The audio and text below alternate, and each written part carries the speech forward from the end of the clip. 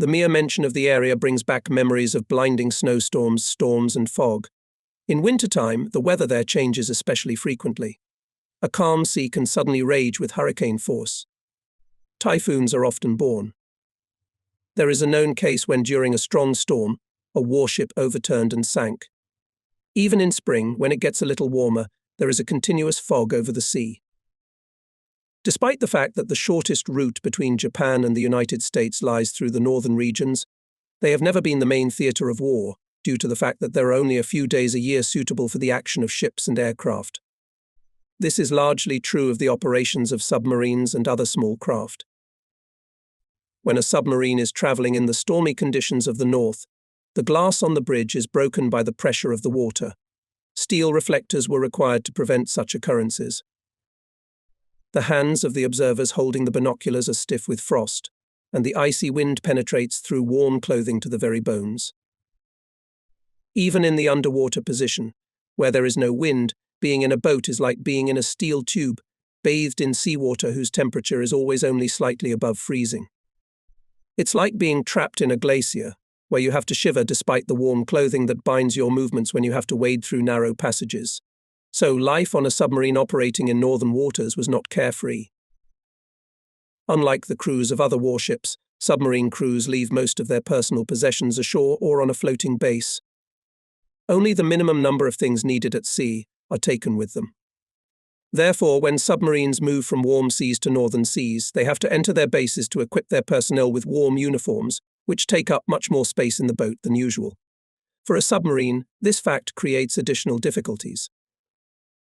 The Japanese Navy was built with the expectation that it would have to operate primarily in the southern seas, and so the inevitable happened. When the situation changed, the equipment and uniforms needed for fleet operations in the far north were in short supply. One of the difficulties that submarines have to face is diving in stormy weather, due to the fact that the waves throw the submarine back to the surface. With a wave from the traverse, the roll reaches 40-50 deg, and the boat is unable to level off during the dive. This poses a certain danger, not to mention the unpleasant consequences caused by such a roll. The swell is usually already hardly noticeable at a depth of about 30 meters, but in a very strong storm the rocking can be felt even at a depth of 55 meters. Fog also creates difficulties, especially for navigators when you cannot see the bow of your own ship. Not even the special binoculars adopted by the Japanese Navy do not help. Inside the boat itself, the fog generates great dampness, condensed moisture drips and trickles down the hull. Just before the outbreak of war on November 25th to 30th, 1941, Japanese submarines in northern waters, including the new submarine I-26, conducted reconnaissance near Kiska Island, on the approaches to Dutch Harbour and in the Adda Strait. Submarines I-174 and I-175 arrived in northern waters after leaving Kwajalein Atoll in January 1942. These boats were intended for patrolling off Unalaska, Amukta, Atka and the approaches to Kiska Island. They returned to Japanese waters in the middle of February. In April-May 1942, the first squadron of 6 submarines under the command of Rear Admiral Yamazaki participated in the preparation of the capture of fortified points in the Aleutian Islands, patrolling in the above areas. These boats were assigned the main task of reconnaissance, using for this purpose daytime, when there was no fog, as well as light nights, since darkness lasted only 2 to 3 hours, in the vicinity of Kadiak Island. Kadiak submarine I-25 found a cruiser and 2 destroyers, and submarine I-26 found 2 heavy cruisers making the passage from the Gulf of Alaska to Seattle. The rest of the boats of the squadron reported the situation in the area of Dutch Harbour and other points, waiting for the strike of the main Japanese forces, which in June 1942 made a successful landing on Attu Island. Meanwhile, submarines I-25 and I-26 sank 1 enemy transport each. At the end of June, the first squadron of submarines returned to their bases in Japan. The first squadron was replaced by the second squadron, which consisted of 7 submarines. The squadron operated in northern waters until early August 1942. In June and July, especially thick fogs created very difficult conditions for the action of the boats. Despite this, in mid-July in the area south of Unimak Strait, submarine I-7 managed to sink an enemy transport. In the newly formed squadron of submarines, designed to operate in the northern latitudes, were included medium submarines of old construction type Roe, which at the beginning of the war were used in the southern regions. These boats were poorly suited to navigating in stormy weather in the northern seas. Nevertheless, they were assigned to the defense of Kaiska Island. At the beginning of August 1942, the submarines of the squadron went into position. Most of the commanders of these boats, together with me, were trained at special courses for submariners. We met in Yokosuka before they went to sea. Their mood was depressed, as everyone realized that in the conditions of northern storms the boats could simply fall apart. On August 28, 1942, one of our planes in the area of Nazan Bay, Atka Island, detected enemy ships, including one cruiser. Submarines and seaplanes were ordered to attack these ships. Submarines Row 61, Row 62 and Row 64 went to the area of Nazan Bay. On August 31st, the submarine Row 61, commanded by Lieutenant Tokutomi, penetrated the bay and torpedoed a floating hydroaviation base. After the attack, the boat managed to leave the bay in time, but unfortunately it was later overtaken and sunk by enemy destroyers and aircraft. The submarine Row 61 was a very old L4 type submarine that had been in operation since the First World War. This was the only time it had been used to attack the enemy. Other submarines also managed to penetrate the bay and fire torpedoes, but they also failed to escape the pursuit of enemy surface ships and aircraft. The older boats could not dive deeper than 40 meters, so they had very little hope of rescue once they were discovered. By way of explanation, it should be said that the danger zone of a depth bomb explosion, that is, the distance at which the explosion can damage the solid hull of a submarine and cause its sinking, extends from 18 to 23 meters. If the bomb fuse detonates at a depth of 28 meters, a boat following at a depth of 15 to 30 meters will be in the danger zone. Thus, with a maximum submergence depth of only 40 meters, the old Roe-type submarines were always vulnerable to depth bombs, and generally speaking, the condition of these boats was such that they were ready to collapse without the explosion of depth bombs. The slightest concussion was enough to destroy them. On September 28, 1942, the submarine Roe 65 was attacked from the air, submerged but could not surface, but most of the crew managed to escape. The remaining Roe-type submarines were soon forced to return to Japan for repairs, and our forces in the north were left without submarines. At the end of the year, 2 Type I submarines sent to the command of our forces in the north were assigned the task of preventing the enemy from building an airfield on Amchitka Island. However, stormy weather made it impossible to fulfill this task, and the submarines were forced to return to base. In February 1943, the submarine force in the north was increased by the arrival of boats I-31, I-168, I-169, and I-171. Despite storms and icy winds, the submarines persevered and continued to carry out cargo delivery missions and patrols until mid-March. On March 12, when the enemy began landing on Attu Island, a new replenishment consisting of 12 Type I submarines arrived. Before the arrival of these boats, the delivery of materials for the urgent completion of the construction of bases on Kaiska and Attu Islands was planned to be carried out by transport. However, the enemy strongly hindered this operation, and after 2 unsuccessful attempts, transport had to be replaced by submarines. For this purpose, 7 submarines were engaged. On May 12, 1943, the enemy landed on Attu Island, so submarines I-7, I-31, I-34 and I-35 were hastily sent to the area. The next day at 13 HRs, 30 Min. In the area of Haruto submarine, I-31 torpedoed an enemy warship. In addition, it damaged another ship of unspecified class. The next day, the same submarine severely damaged an enemy cruiser. However, there was no news from her after that. On May 16, 1943 at 18H 30 Min. Off the north coast of the island, Attu submarine I-35 torpedoed an enemy light cruiser, resulting in significant damage to the cruiser. After the attack, the boat was pursued, but the depth bombs dropped by the enemy did not cause her any significant damage. On May 14th, 30 miles west of Attu Island, the submarine I-34 was also attacked 30 miles west of Attu Island and suffered considerable damage, but was able to escape pursuit.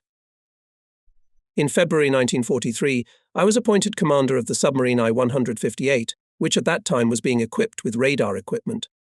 Initial tests of the equipment were unsuccessful. We could detect a surface submarine at a range of only 1,800 meters, with the target detected either bow or stern. This same equipment had previously been tested on surface ships, but the results there were more successful. In some respects, the new radar equipment was not suitable for submarines. While there was a discussion about whether to adopt it for submarines, despite some shortcomings, or not, came the news of the landing of the Americans on Attu Island, and 2 submarines of the flotilla were immediately sent north. My boat was left to carry out further tests, that is, to study the operation of the radio equipment for reception underwater. We received news that a submarine of the same type as ours I-157, following on June 16th in thick fog to the shores of Kaiska Island at a speed of 14 knots. All attempts to get off the shoal were in vain. Then the commander, in order to lighten the boat, ordered to throw overboard 6 torpedoes, 113 battery accumulators, 12 tons of lubricating oil and 74 tons of fuel. It was not easy to get rid of the torpedoes and batteries. Under normal conditions, when loading and unloading batteries, part of the submarine hull is opened up, but in this emergency the batteries had to be broken and discarded piece by piece. At 13 HR H20 min. The next day the boat finally managed to get off the shoal and she arrived safely in Kur on June 26th. The boat, of course, could not dive, but fortunately on the way she did not meet the enemy. Had this submarine been equipped with radar equipment, she might have avoided the grounding described above. Other boats operating in the area in fog conditions and without radar equipment continued to play a game of whack-a-mole. Clearly they could not operate successfully against American ships that had radar stations. 3 of the 17 submarines available to the northern group of forces were busy evacuating personnel and equipment from Kaiska Island.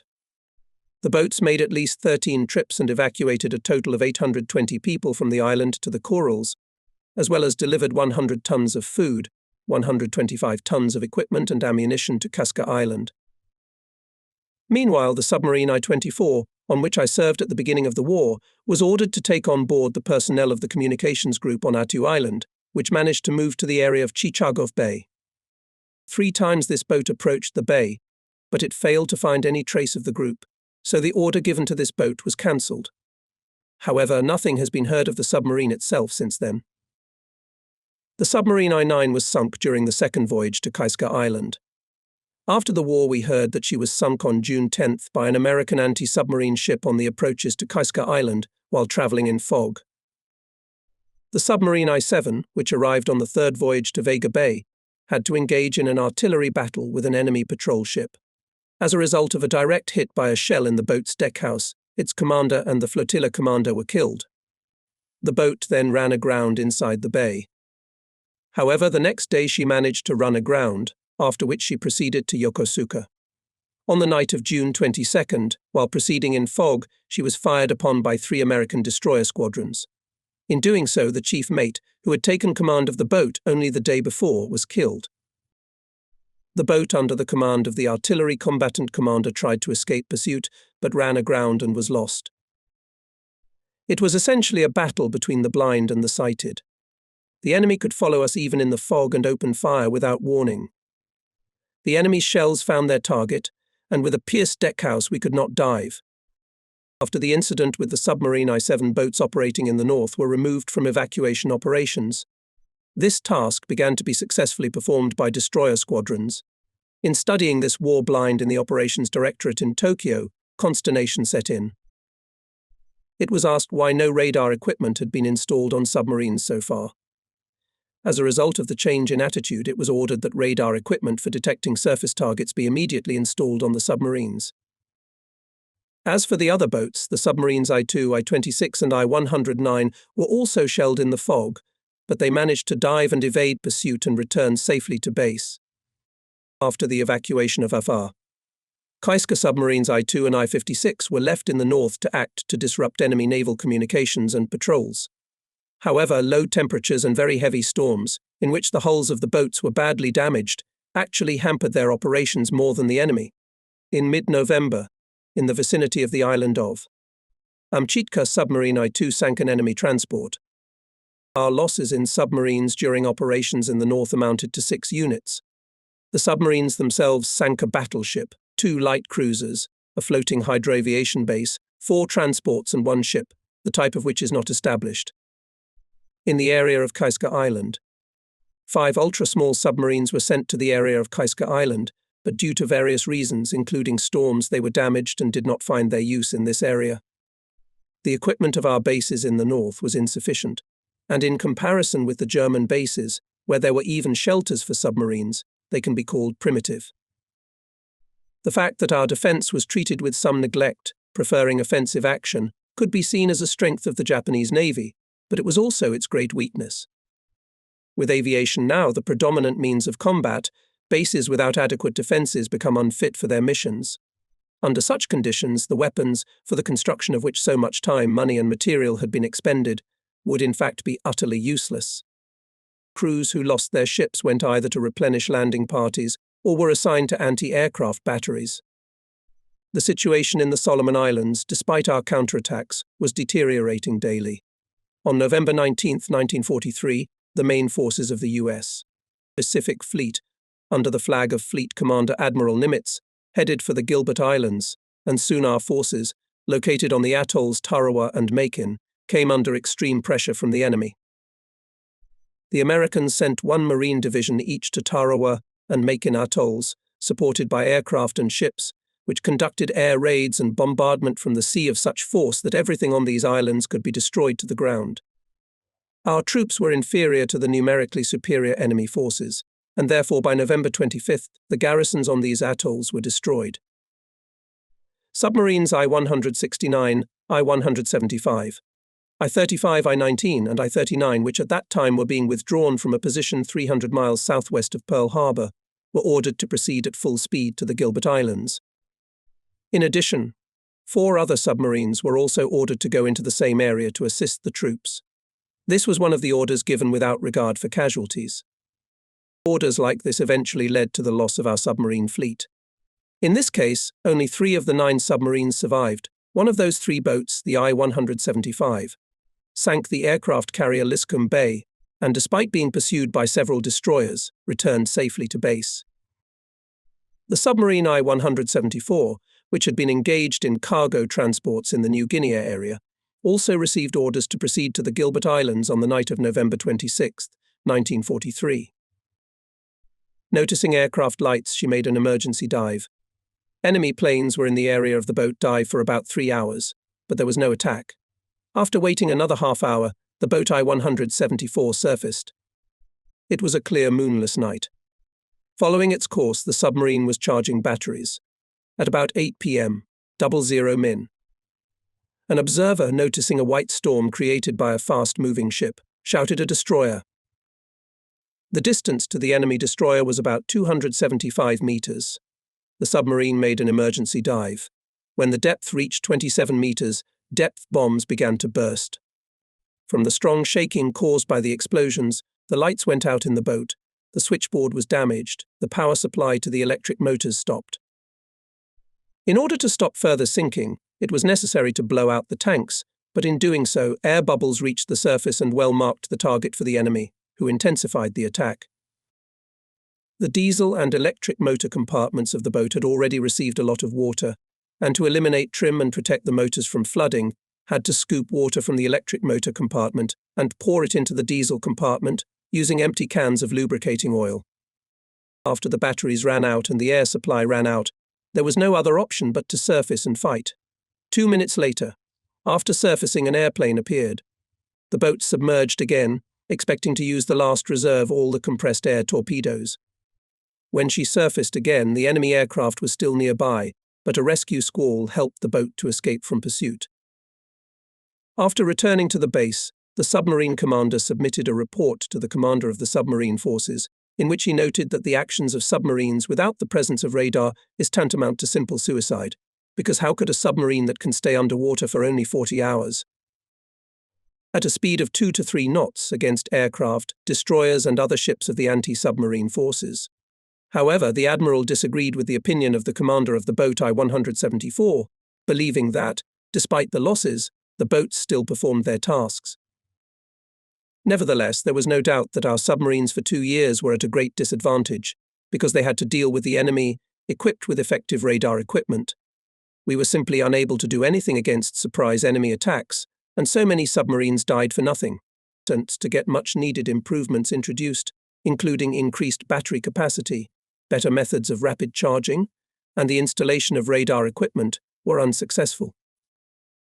In May 1944, the submarine I-45 was ordered to search for the enemy east of the Marshall Islands. Carrying out the order, the boat passed Bungo Strait at full speed and headed for her designated area. One morning, while the boat was in a surface position, the boat commander, resting below, heard the watch officer's command, "Urgent dive." Following this, the boat was attacked by an enemy airplane looming from behind the clouds. Not having time to dive, the boat received a direct hit in the stern. The explosion lifted the entire boat, its bow was on the surface. The enemy opened fire from machine guns. Deciding to save the boat, the commander tried to slowly go underwater by backing up.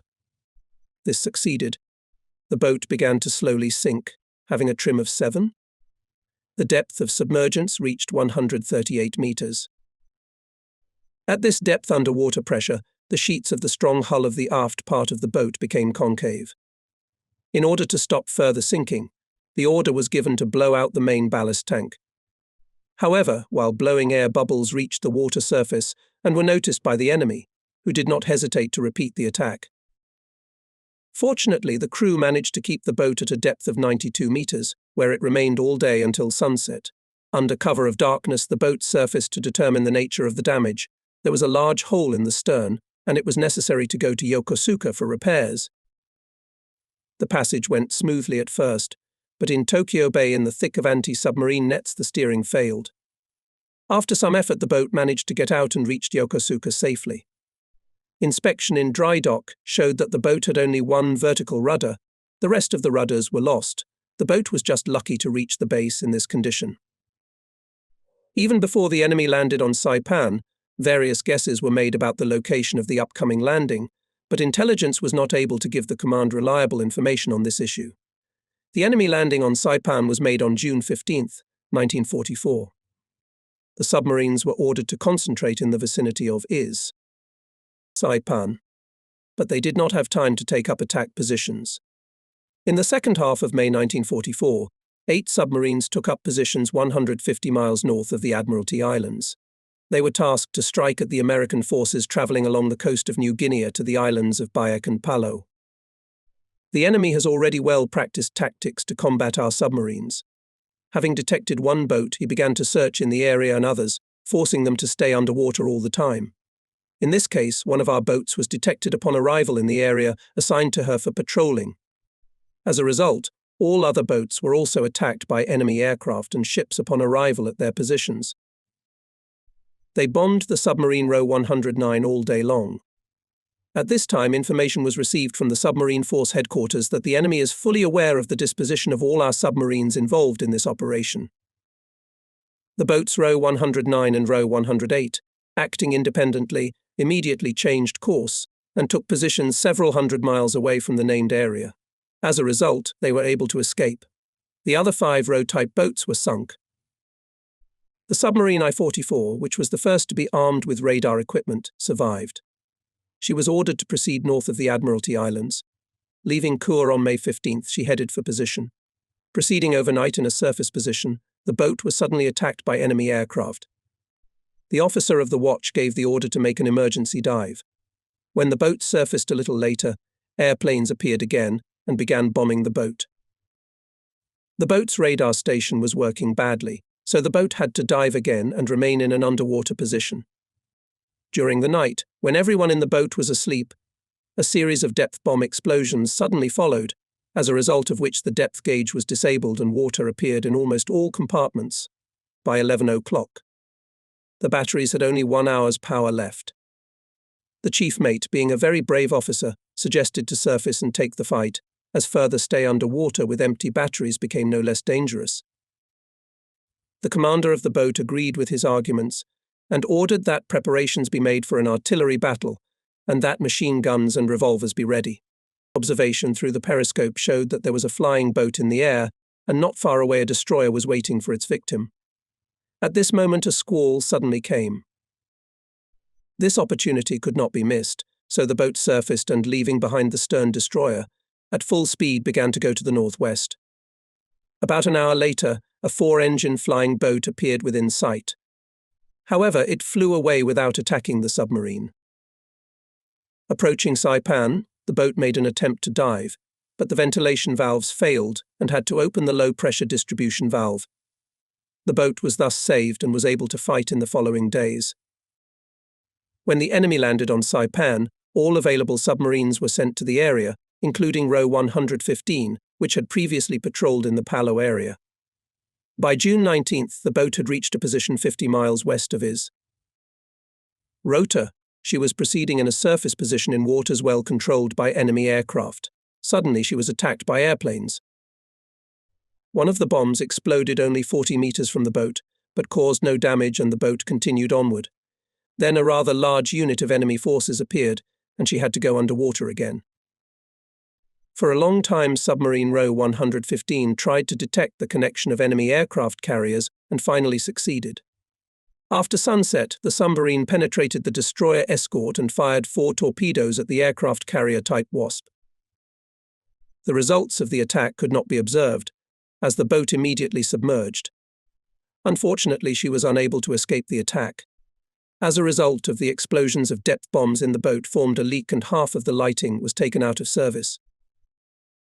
But nothing worse happened in the aftermath. Having used up the entire available stock of torpedoes, the boat returned to Truk. By this time, submarines Row 113, Row 114, Row 109 and I-5 had already arrived there. When the Americans launched an offensive on the island of Guam, the submarine Row 114 was ordered to circle the island and attack enemy ships. But after the boat reported that it had torpedoed a large enemy ship, it was never heard from again. Submarines I-26, I-45 and I-55 left Yokosuka for Guam, having on board tanks, guns and ammunition. However, only one I-26 managed to reach the island. There was no news of the submarine I-55 after it left Yokosuka, and the boat I-45 returned to Yokosuka after the fastener holding the tank loosened, and it was washed out to sea. Submarine I-26 managed to get the tank to Guam Island, which was blockaded by the enemy. Reaching the place of unloading, the boat, going underwater, touched the ground, and then stuck in it, it seemed, intentionally. The commander ordered the navigator to clarify the location. The navigator reported that in the southwest of the island there is a shoal on which probably they sat down. After waiting for the sun to set, the boat started the engines, backed up, and after some effort, she got off the shoal and reached the periscope depth. Inspection showed that the boat had actually run aground at the very point of unloading. Having accomplished her mission, submarine I-26 slipped through enemy cordons and returned to Yokosuka. During the fighting for Saipan, 13 submarines were lost: Row 36, Row 42, Row 44, Row 48, Row 111, Row 114, Row 117, I-5, I-6, I-10, I-55, I-184, and I-185. The remaining boats I-26, I-38, I-41, I-44, I-45, Row 109, Row 112, Row 113, and Row 115 returned safely to base. In the battle for Saipan, submarines began to operate for the first time with radar equipment. Of the boats that had radar equipment, only 1/3 were damaged, while 2/3 of the boats that did not have such equipment were lost. This clearly illustrates the great importance of radar. At the end of August 1944, submarine I-165 urgently went to Corin Bay on the island of Biak, which was completely isolated and partially occupied by the enemy. Her mission was to communicate with the surviving troops on the island. In particular, she was to evacuate the air commander. Before going to sea, the boat loaded food, ammunition, medical supplies, portable electric flashlights. In addition, 60 metal barrels were secured on the upper deck, which also contained food. When the island was already clearly looming on the horizon, 3 torpedo boats were spotted from the boat. She managed to submerge, but the boats started dropping depth bombs. At a depth of 98 meters, the solid hull of the boat began to make strange creaking noises. Cracks appeared in the paint. The boat was old, so the water pressure was taking its toll. The commander immediately reduced the diving depth to 90 meters, continuing to evade pursuit. However, the torpedo boats kept up.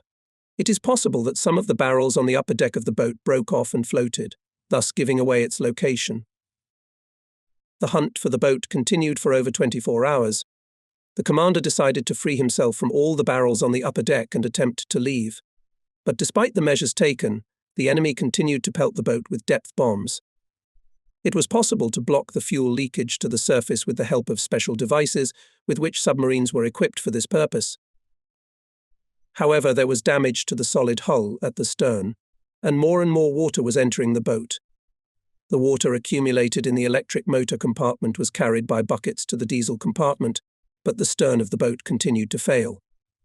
The temperature in the boat rose to 65 degrees, and the oxygen supply was depleted to the point where it became difficult to breathe.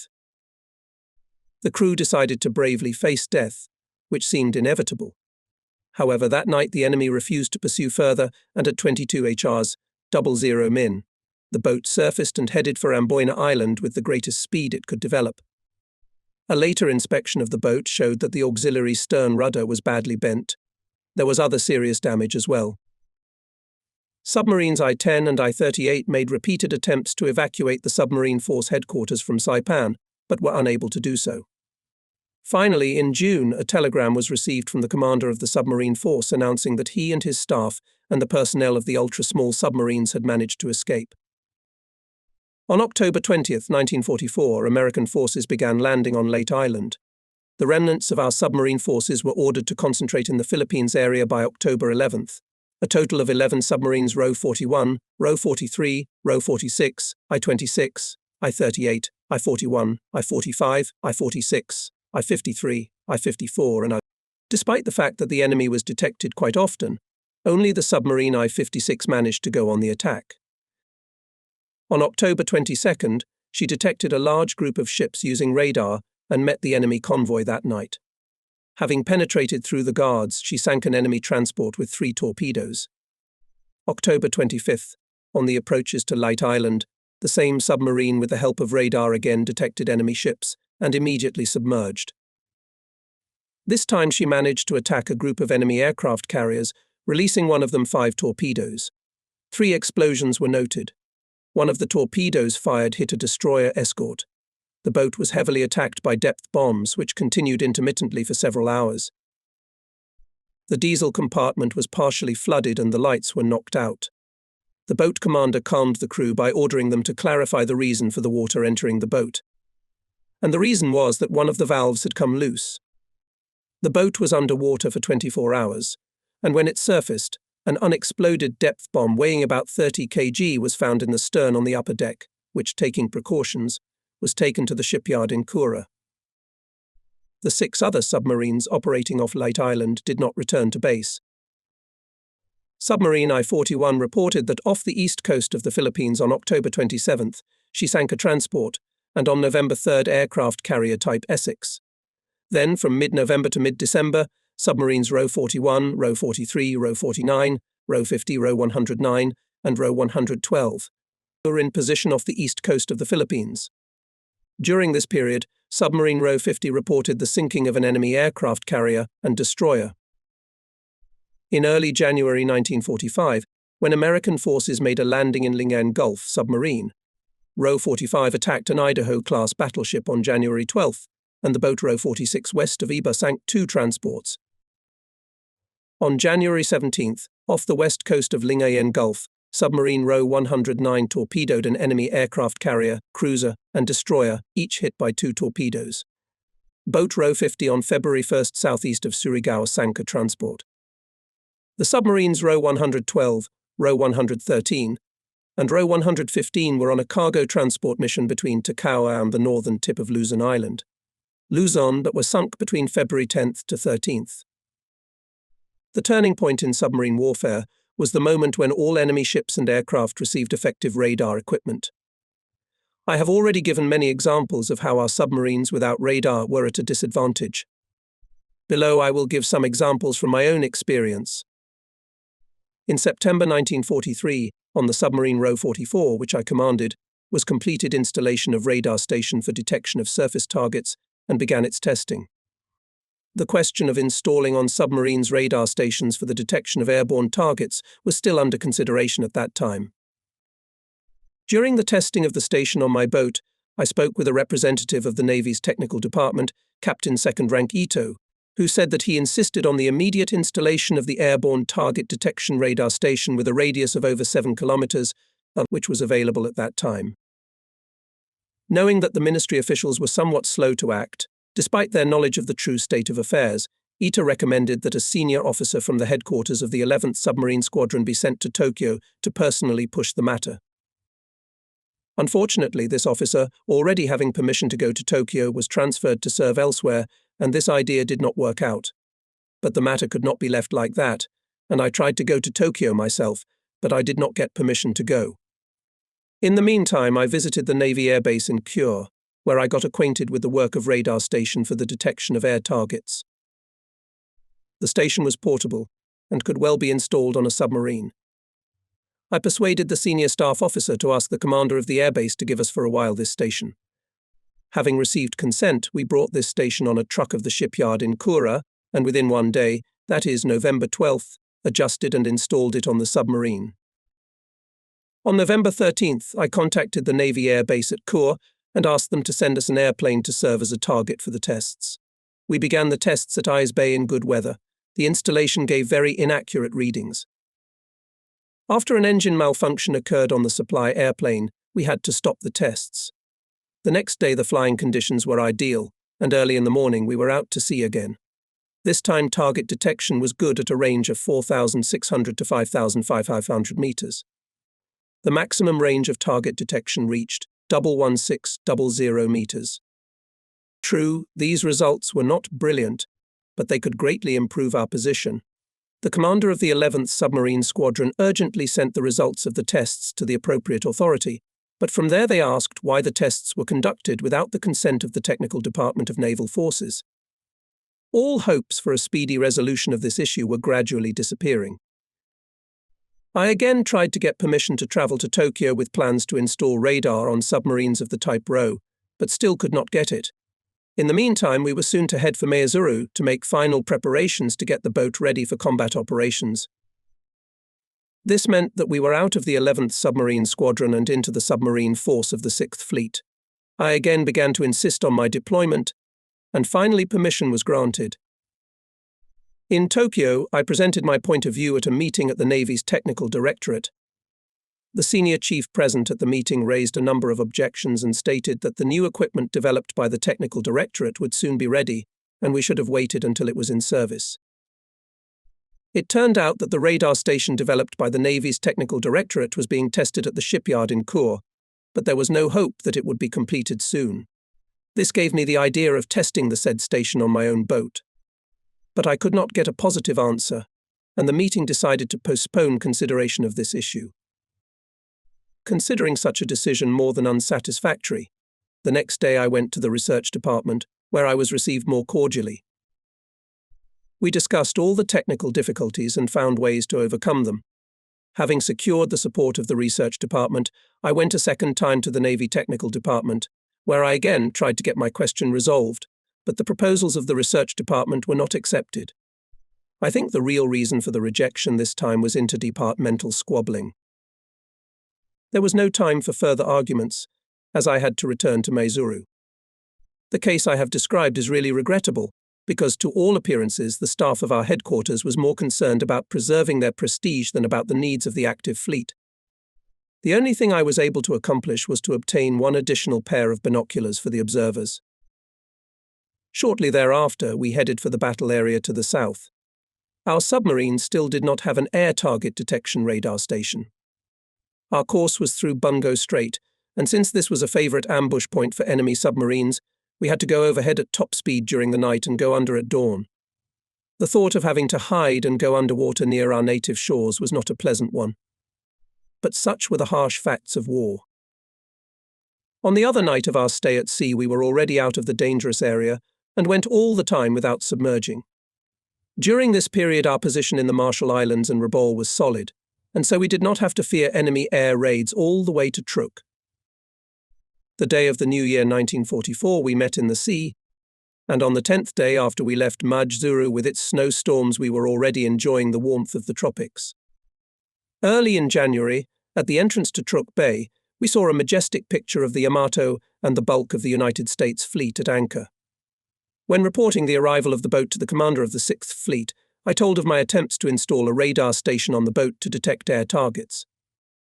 Submarine I-185 left Japanese waters and headed for the battle area at the same time as us. Arriving at Rabaul, the commander of this boat also reported to the fleet commander of the Southeast Zone about the desirability of installing radars. Fortunately, a set of aircraft radar was available at Rabaul, and submarine I-185 quickly installed it at her place. The results were somewhat better than those obtained when a similar station was tested on the submarine Ro-44. This fact was immediately reported to all concerned authorities. The Chief of Staff of the fleet personally flew to Tokyo to reopen the issue. And again, to our great regret, the decision to immediately install on the boat's radar stations to detect air targets was not taken. The crews of submarines in the forward areas of combat operations were as eager to have such stations installed as farmers are eager for rain during a long drought. Under the regulations in force at the time, submarines were required to refrain from using radar whenever possible for fear that their work might be detected by the enemy. Instead, it was recommended that a special receiving device be used to detect enemy transmissions. Many commanders and even some submarine commanders adhered to this theoretical position, but the majority stood on the view that it was better to use their radars than to be seduced by the comparatively small hope of intercepting enemy transmissions. The latter method, by the way, failed utterly in the fighting at Kaiska Island. In fact, the only radar station available on our submarines was the one we received from the Germans. Thus, we came to the point of relying on foreign help. What was the reason for this disgraceful state of affairs? Was it to be considered a gap in our scientific knowledge and in our electrical industry as a whole? Unfortunately, that was exactly what it was. In spite of all our poverty, was it not better to devote more of the country's resources to RD? Our policy of developing RD was based on backward principles, so the inevitable result was the blindness of our submarines. At Guadalcanal Island, American planes bombed every submarine at the first sighting, both day and night, without waiting for identification. There is no doubt that the American submarines, which had modern radar equipment, were able to submerge even before they were detected by our aircraft. Thus, the pilots of American airplanes approaching a submarine following in a surface position, there was no doubt that in front of them one of the deaf and blind Japanese boats. In our desperation, we were almost ready to admit that one radar station was more important than 100 submarines. On May 15, 1944, I surrendered command of the submarine Ro-44 in connection with my assignment as commander of the submarine I-58, which was being completed. I was entitled to 1 month's leave, but not needing it, I devoted all that time to radar matters. When I reported to the 6th Fleet Headquarters, recently transferred here from Truk, I came across a document which proposed to remove useless radar stations from submarines to detect surface targets. To my surprise, the author of this fantastic proposal turned out to be the commander of the submarine force himself. I knew nothing about the results of later tests of radar on submarines, but I could not refrain from expressing my thoughts on the document written by the Admiral. To remove this useful equipment from submarines is premature. Moreover, it would be a step backward technically. Why are radar stations on submarines considered useless, while at the same time the same stations are used on surface ships? If further research shows that they are worthless, then they can be removed from submarine armament. In my opinion, the submarine crew has unlimited opportunities to improve radar performance, and I therefore request that the decision to remove the radar stations be deferred until the I-58 submarine is completed. I then visited the personnel office of the Kure Naval Base and explained that the failure to utilize electronic equipment on the submarines was mainly due to the lack of experienced personnel in the crews. For a year and a half, while radar equipment was being tested on submarines, the crews of these boats lacked highly qualified specialists, and I insisted that 2 such specialists be sent to the submarine I-58. After much searching, we found together with an experienced officer the best way, in our opinion, to install a radar station on the submarine. Finally, I received orders to take command of the submarine I-58 and left for Yokosuka. At the shipyard, I met with various officials and asked them all together and individually not to delay the installation of the new equipment on the submarine. The method we proposed entailed a change in the placement of the radar station for detecting surface targets, and a change in two parts in the machine gun mount. In both of these cases, the factory representatives, although regretting the matter, seemed really unable to carry out the work in question. I therefore had to seek the assistance of the technical and research department to install the equipment as I wished. It is possible that such action on my part offended the plant officials, but there was a war going on which did not allow for much ceremony. In peacetime, all this could have been left to the discretion of the plant management, but now, under any circumstances, I did not repent for my actions, because the safety of the boat and my own life depended on it. The plant managers at first refused to compromise, and I again had endless hassles before they installed everything the way I wanted it. The radar specialist that had been promised to me by the personnel department was delayed, but after 3 letters from me asking me to expedite his shipment, he finally arrived in January. Apparently, the communications school tried to delay him because there was also a shortage of specialists there. The fighting for Saipan began when our boat was still being completed. Many of the submarines sent to that area and to the Guam area were lost. The fall of Saipan was a death blow to us. After Saipan fell into enemy hands, air raids on Tokyo began. The completion of the boat I-58 was coming to an end. We had already reached the deep sea diving tests. The operating depth of the submarine I-58 was 91.5 meters, but the boat could withstand water pressure at a depth of 138 meters. This was very necessary in wartime when evading attacks by depth bombs. On the first day of the test at a depth of 61 meters, the boat developed a strong leak, so the test was interrupted. The next day the faults were corrected and the trials continued. This time everything went without delay. During the dive tests, a buoy was attached to the stern of the submarine to mark its position. Before the test began, the diameter of the boat's solid hull was measured in several places. The boat was then submerged and measurements were taken every 30 feet to determine the degree of hull compression. The hull was checked for leaks. In addition, the performance of the casting pumps was checked. The tests showed that everything was in good working order. As the boat surfaced, similar measurements were also taken every 30 feet. When the boat surfaced, a check had to be made to see if the hull of the boat had returned to its original condition, that is, if it had not deformed. Most of the naval training facilities were located near Yokosuka. This was very convenient from the point of view of training submarine personnel. I was able to send my signalmen and diesel mechanics for short courses, and so the level of training of these specialists was very high. During the war, one observed the construction of 3 submarines, so I was extremely impressed by the much greater productivity of the private shipyards. Compared to the naval shipyards, the latter did not seem to be concerned about either time or money being wasted. Finally, the I-58 submarine was officially commissioned and headed for the inland sea of Japan, where she joined the training squadron to finally put the ship in combat condition. After the war, the Americans said that close interaction between aviation and surface ships is a very important factor in conducting combat operations against submarines, and that under normal conditions both aviation and ships should be subordinated to a single command. The effectiveness of this interaction was tested by our submarines when they were subjected to sustained attacks by destroyers, small anti-submarine ships and enemy aircraft. Such attacks intensified from August 1942, when the Americans, using radar, began to make night attacks on our submarines, that is, when we had no means of counteraction. With the introduction of these anti-submarine tactics by the Americans, we began to suffer huge losses.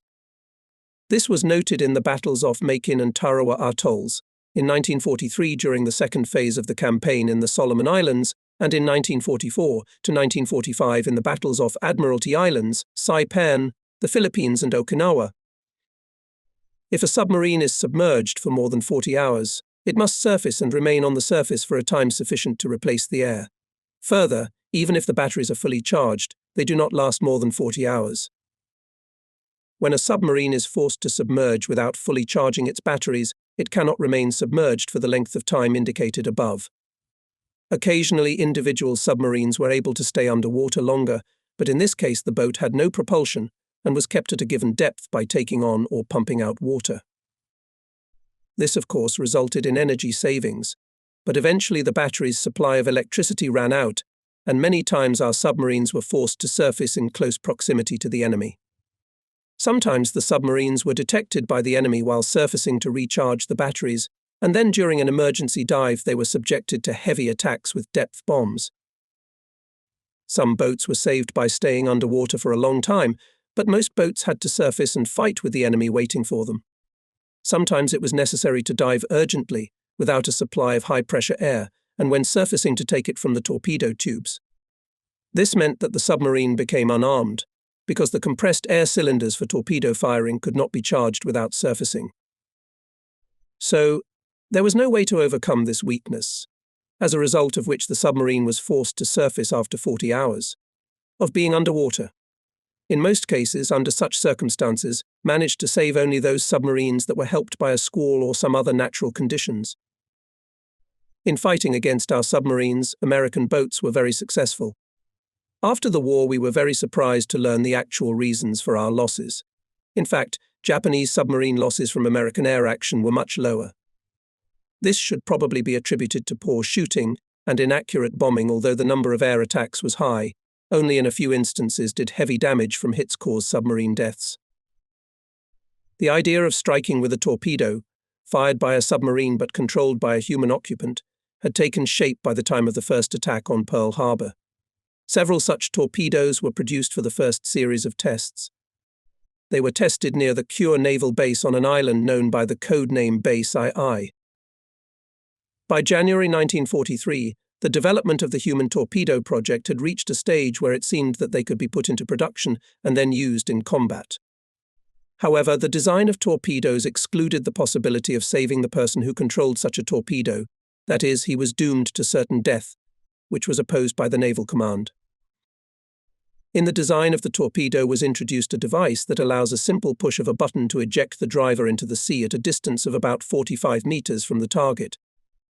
Around February 1944, a prototype of the human torpedo was delivered to naval headquarters, and the torpedoes were soon put into production.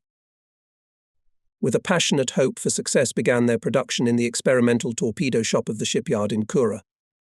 On this weapon were pinned great hopes. Now, it seemed, it was possible to repay the enemy for the heavy losses suffered by Japan. By this time, Saipan had fallen into American hands and we had suffered heavy losses. The new weapon was called Kitons, which meant the way to paradise. While the torpedoes were being made, a base was organized in Tokuyama Bay to train personnel. Alas! On the first day of testing in Tokuyama Bay drowned one of the volunteers and advocates of this weapon. The torpedo he was on buried itself in the mud and could not be raised. This was a bad omen for the future. Nevertheless, intensive training of personnel continued for 2 months. On November 8, 1944, the Kikumizu detachment was formed and sent to the battle area. Manned torpedoes were taken aboard 3 submarines, I-36, I-47 and I-37. The first 2 were sent to the Ulithi Islands area, while submarine I-37 was sent to the Cossel Passage near Palau Island. November 19th, submarines I-36 and I-47, according to the plan, approached the Ulithi Islands. Reconnaissance showed that there was a large group of American ships, including aircraft carriers, line and other ships. November 20th at 16 hours. 30 men. From the submarine I-36 was launched 1-man torpedo, and from the I-47 4. A senior officer, who was an ardent supporter of the use of these weapons, left the following letter before Leash.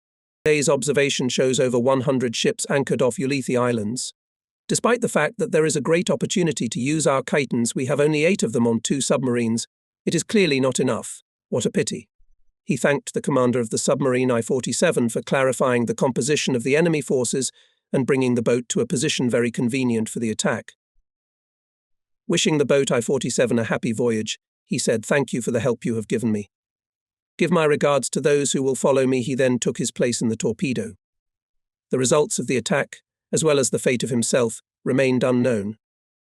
On December 1st, the submarines I-36 and I-47 returned safely to cure. The boat I-37, which went to the Palau area, was lost.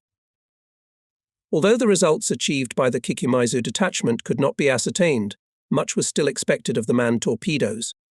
A new squadron was formed named Congo, which included 6 surviving large submarines of the newest type. According to the order issued, The submarines of the detachment were to operate as follows. I-36 went to the area of Ulithi Islands, I-47 in the area of Hollandia, I-56 to the Admiralty Islands, I-53 to the Palau area, and I-58 was headed for Guam. All submarines were to conduct attacks on January 11th.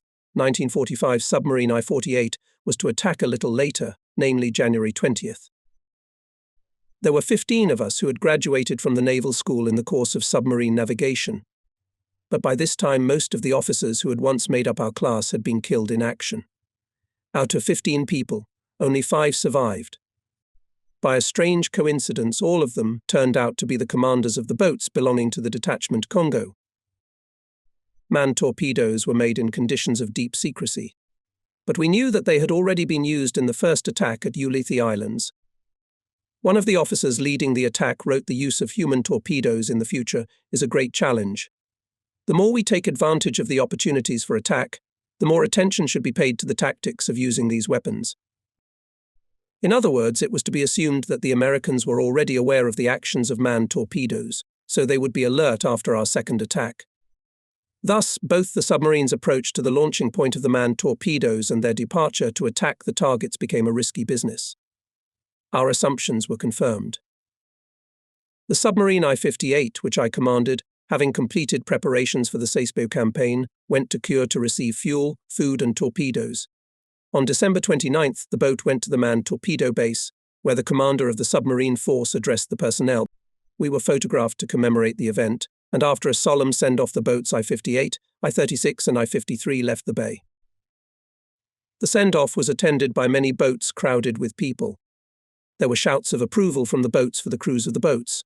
In the manned torpedoes sat the drivers, waving their sabres. They had white armbands on their heads.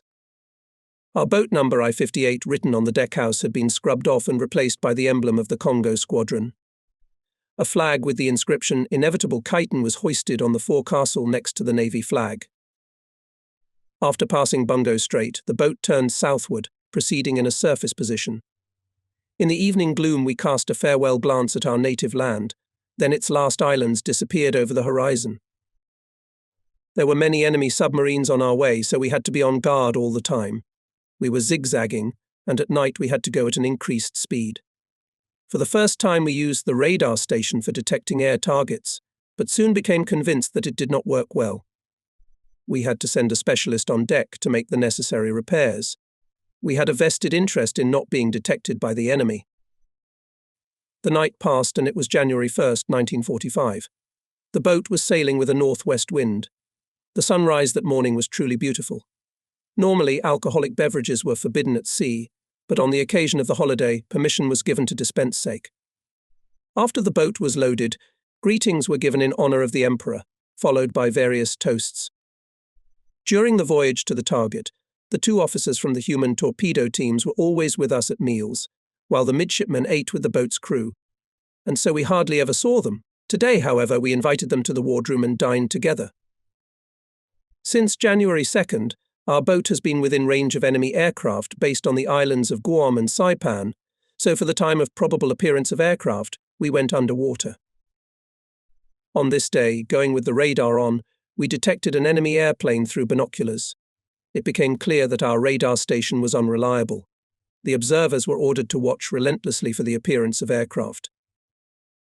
After the Americans regained Guam, it became of great importance to them as a base in the Central Pacific. Although the enemy was not aware of our plans, it was to be expected that he would take every precaution, since the fact that we used manned torpedoes at Ulithi Islands certainly became known to him. The best option in accomplishing our task was to go around Guam and approach it from Guam. Guam and approach it from the side where the enemy's defenses were presumably less strong, so we headed further south and approached the line of communications connecting Ulithi Islands with Guam. In other words, we were approaching Guam from the enemy's side. As we approached the island, the periods of time the boat was underwater lengthened.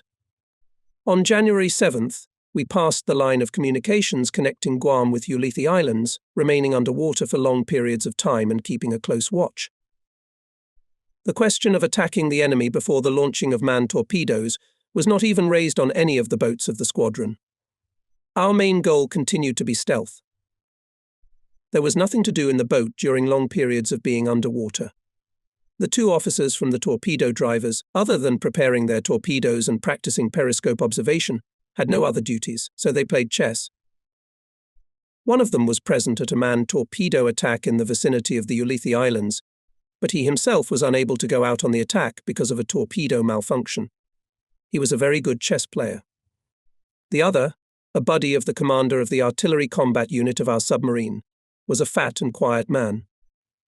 As a cadet at the naval school, he came to practice on my boat. That was in 1943. 2 years had passed since then. The former cadet had already become a junior lieutenant, and he was no more than 22 years old. It became sad to think that he was going to certain death, trying to change the course of the war. The time was such that the number of deaths was always increasing, especially in special units. Death spared neither the young nor the old. In such a situation, their deaths were imminent sooner or later. On January 6th, we approached the line of communications linking Guam and Leyte. At 2 a.m., an enemy airplane was detected by radar. The boat submerged and continued to follow the underwater course.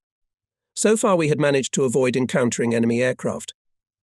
Now that we were close to our target, we could be unexpectedly detected by aircraft. We certainly wanted our radar station to work without fail. But it was too unreliable to warn us of danger in time. In view of this, we had to follow in an underwater position. At about 2 p.m., the boat surfaced. The boat surfaced, as we believed that at this time of day the enemy would have a break in patrol aircraft flights. The weather was good, the sea was calm. A light breeze was blowing. The morale of the personnel was high. Despite the fact that it was January, we wore tropical uniforms. In the sea we found many crates and empty barrels bobbing on the waves. The enemy did not appear. We were able to pass in a surface position for an hour and a half and before sinking, had time to recharge the batteries and ventilate the boat.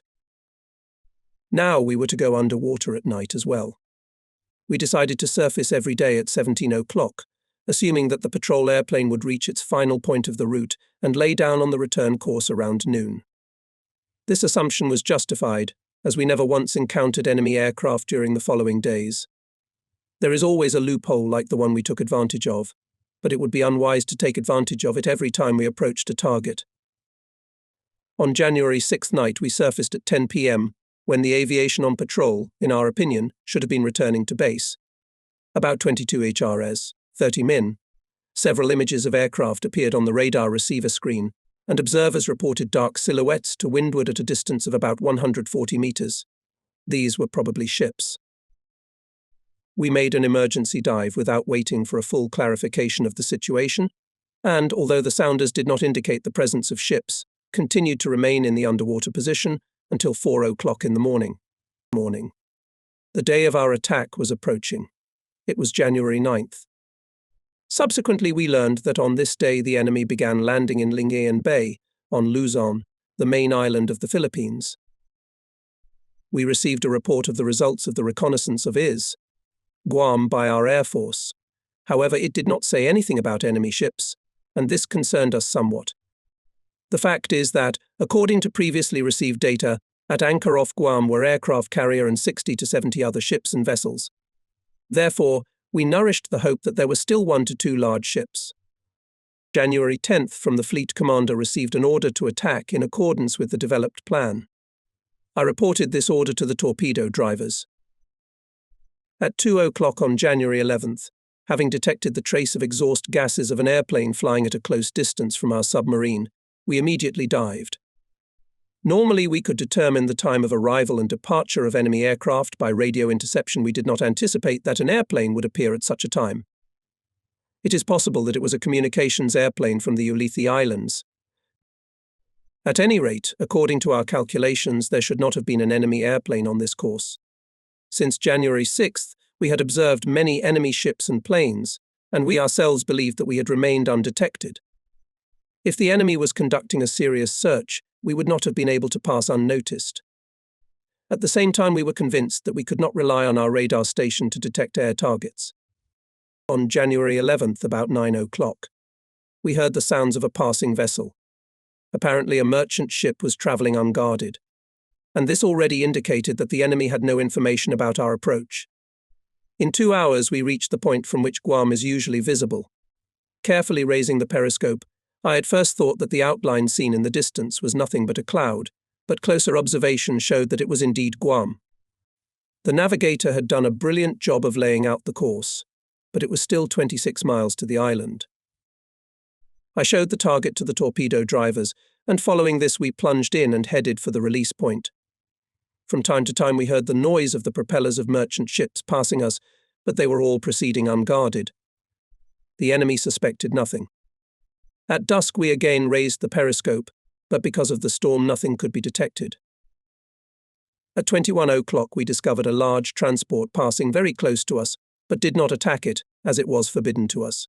We had already given up zigzagging.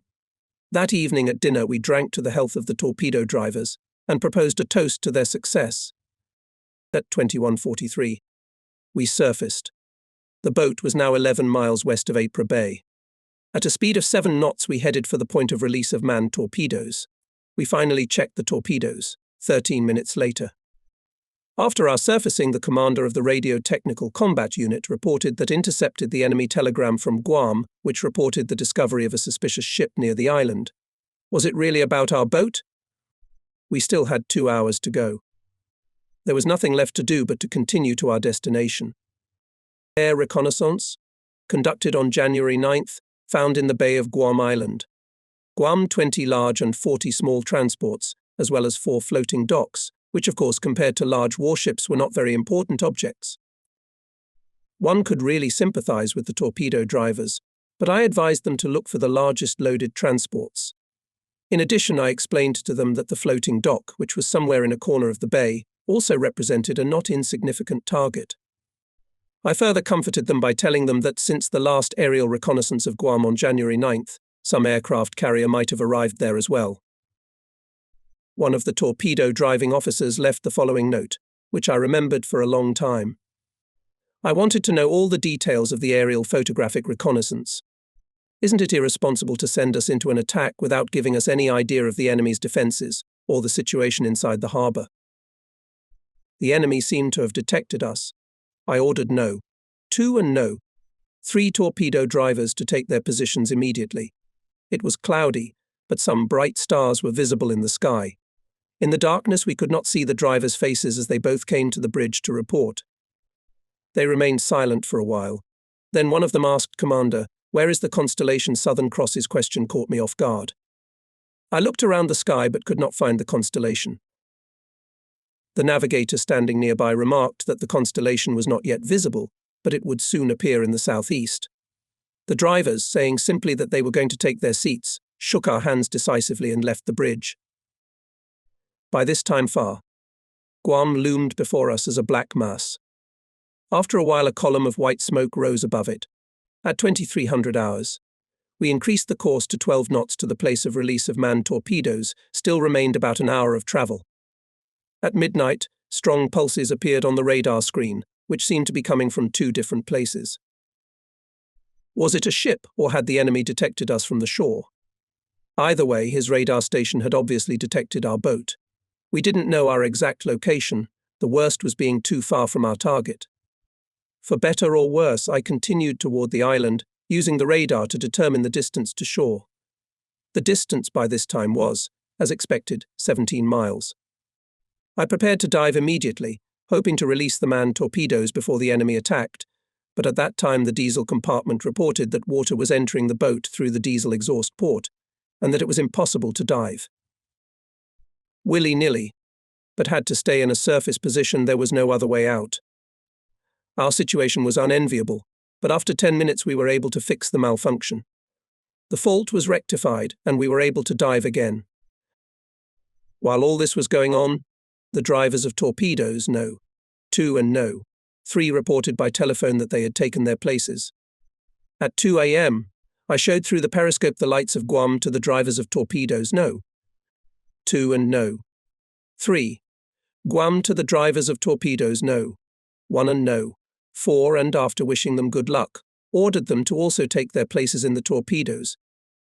To this day I still recall the composure of these 2 young men. The sailor, whose duty it was to close the bottom cover of the torpedo, did his business and raised his hands, showing that everything was ready. At 2:30 a.m. the order followed: prepare to release manned torpedoes, torpedo rudders, set in accordance with the position of the rudders of the submarine. Before the release of manned torpedoes, communication with them was maintained by telephone. At the moment of torpedoes detachment from the submarine leading to them, telephone wires could be cut. 10 minutes later, everything was ready for the release of torpedoes, scheduled, according to the plan, at 3 a.m. on the assumption that at 4:30 a.m. the light would begin to dawn. The driver of Torpedo, no. One reported ready, the last clamp was given, the torpedo's engine started, and the driver rushed toward his target. The last communication with him was cut off at the moment when the torpedo separated from the boat and raced towards the enemy ships standing in the harbour of Guam Island. Guam. At the very last moment before release, the driver exclaimed, "Long live the Emperor."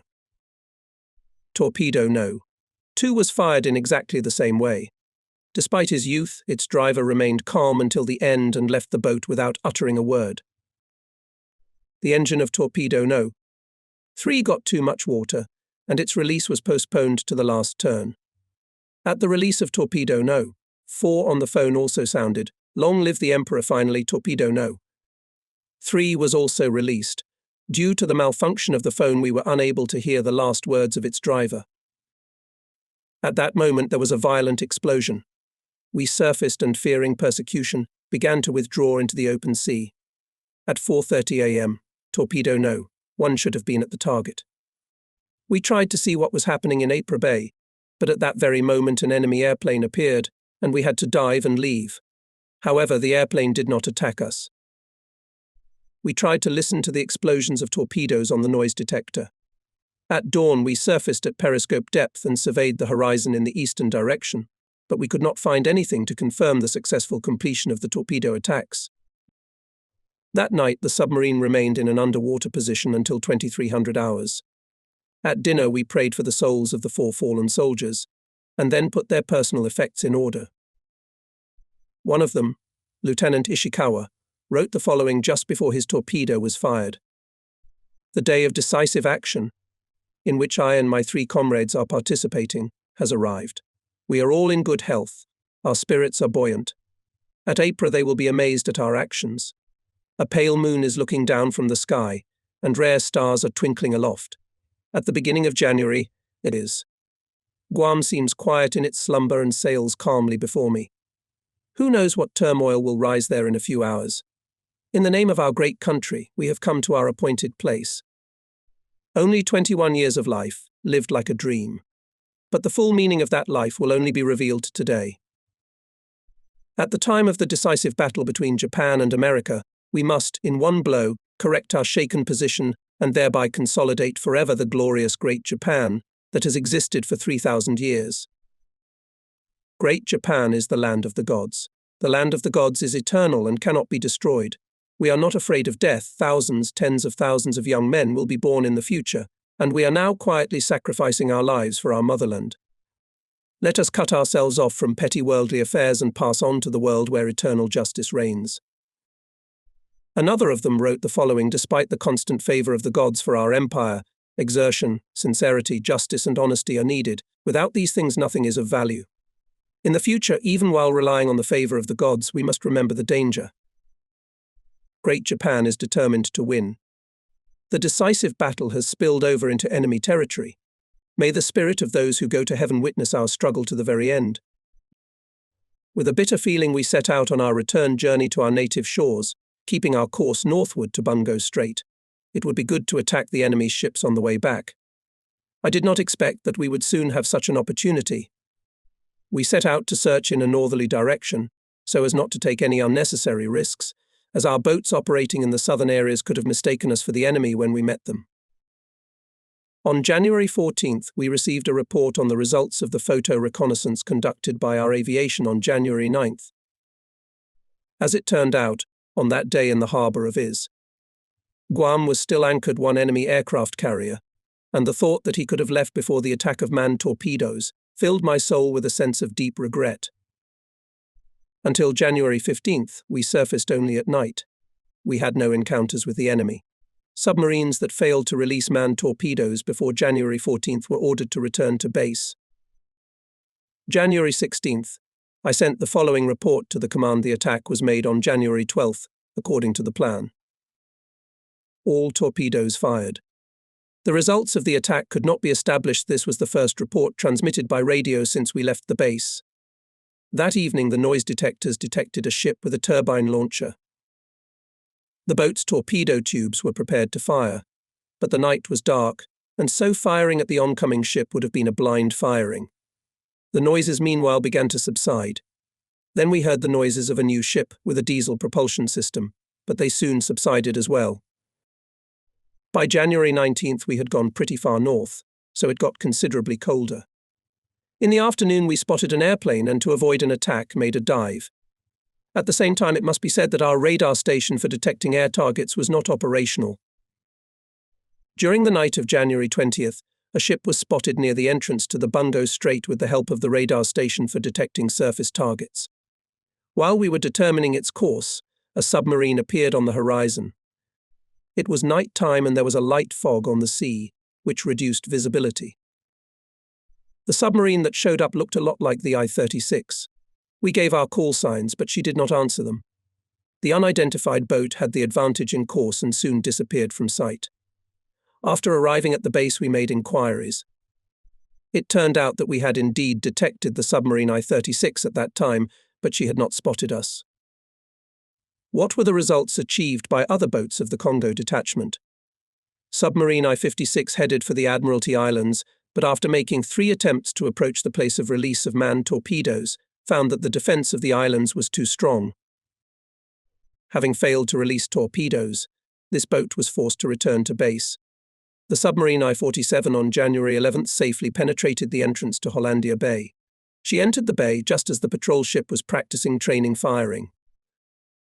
The boat began firing manned torpedoes the next day at 4 a.m. at half-hour intervals. During the day, it was possible to intercept the work of the radio station, transmitting several radiograms in succession, from which it was possible to judge that it was about submarine attacks or their detection. Boat I-47 lay on a reverse course, no doubt about the success of the attack. The submarine I-53 headed for Coastal Passage off Palau Island. Arriving at her destination, she was unable to fire one of her human torpedoes due to a malfunction. The other torpedo had a pipe burst after detaching from the submarine and exploded. The remaining 2 torpedoes were safely fired, but the results of their attack remained unknown. As for the submarine I-36, she had already taken part in similar actions off Ulithi Islands for the second time. This time the boat approached the islands from the opposite side. During the approach, she slightly touched the hull of the reef, but was not damaged. Manned torpedoes were safely fired from the boat, but it was not possible to clarify the results of this attack. The submarine I-48 was to attack the enemy off Ulithi Islands on January 20th. It is believed that she managed to release manned torpedoes, but the boat itself did not return to the base. After the war, we learned that the boat I-48 was sunk by American destroyers near Ulithi Islands on January 22nd. A total of 14 manned torpedoes were fired by the Congo squadron boats. 10 torpedoes were not fired due to various malfunctions. As for the results of the attacks, they were not clarified even after the war. However, according to US data, manned torpedoes fired from the submarine I-58 in Guam sank a large tanker, on which most of the crew died. Poor performance of radar stations installed on the boats to detect air targets led to the creation of an 8-section antenna.